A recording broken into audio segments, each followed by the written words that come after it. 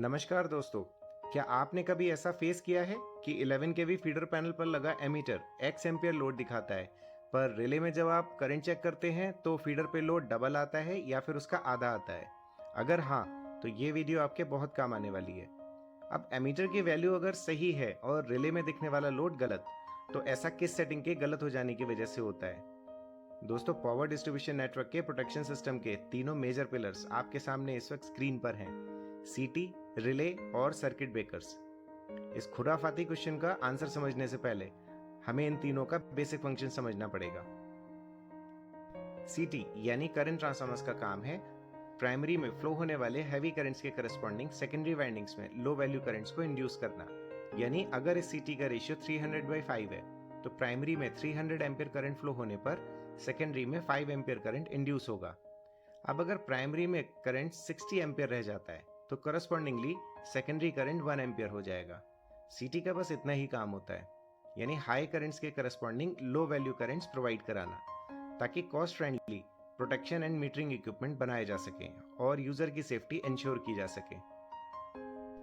अब दोस्तों, सीटीज के इस लो वैल्यू सेकेंडरी करंट को रिलेज में भेज दिया जाता है। पूरे प्रोटेक्शन सिस्टम का असली मास्टरमाइंड यही होती है। ये करंट को वॉचमैन की तरह वॉच भी करती रहती है और जरूरत पड़ने पर ब्रेकर्स को कमांडर की तरह कमांड्स भी देती है। नॉर्मल कंडीशन में ये हमको लोड की वैल्यूज डिस्प्ले करती रहती है, पर पहली बार इसको सब कुछ बताना पड़ता है, यानी रिले सेटिंग करनी पड़ती है।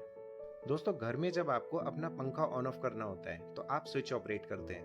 हाई वोल्टेज सिस्टम में ये काम ब्रेकर्स के द्वारा किया जाता है, क्योंकि हाई करंट्स को इंटरप्ट करना होता है।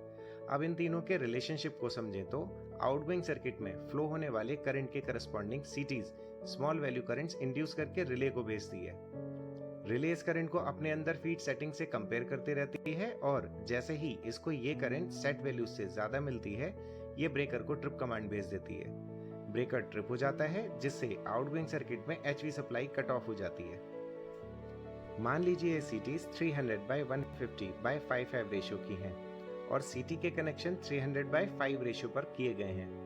अब आउटगोइंग सर्किट पर अगर 180 एम्पियर लोड चलेगा तो सीटी रिले में 3 एम्पियर करंट भेजेगी। अब रिले में सेटिंग करते वक्त उसको ये बताना होता है कि सीटी प्राइमरी कितने पर कनेक्टेड है। करेक्ट एंट्री करे तो ये होगी 300/5, यानी रिले को हम बोल रहे हैं कि आपके टर्मिनल पर 5 एम्पियर करंट आए तो आप 300 एम्पियर समझिए। अब चूंकि रिले के टर्मिनल पर 3 एम्पियर करंट आ रहा है तो रिले प्राइमरी करंट को कुछ इस तरह कैलकुलेट करके 180 एम्पियर दिखाएगी। अब अगर रिले में किसी वजह से ये सेटिंग गलत डल जाए, मतलब सीटी कनेक्टेड है 300/5 पर रिले में एंट्री हो गई 150/5, तो क्या होगा?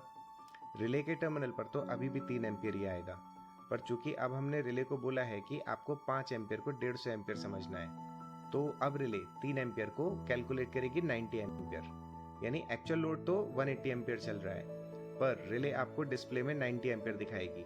है ना इंटरेस्टिंग? चलिए एक दूसरा केस भी लेते हैं। सीटी को अगर 150/5 पर कनेक्ट किया गया है और फीडर पर लोड 120 एम्पियर चल रहा है, तो सीटी 4 एम्पियर करंट रिले में भेजेगी।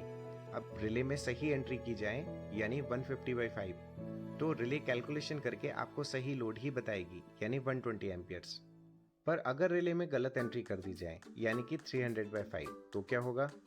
रिले को बोला है 5 एम्पियर आए मतलब 300 एम्पियर्स, तो 4 एम्पियर को वो कैलकुलेट करेगी 240 एम्पियर और आपको यही दिखाएगी।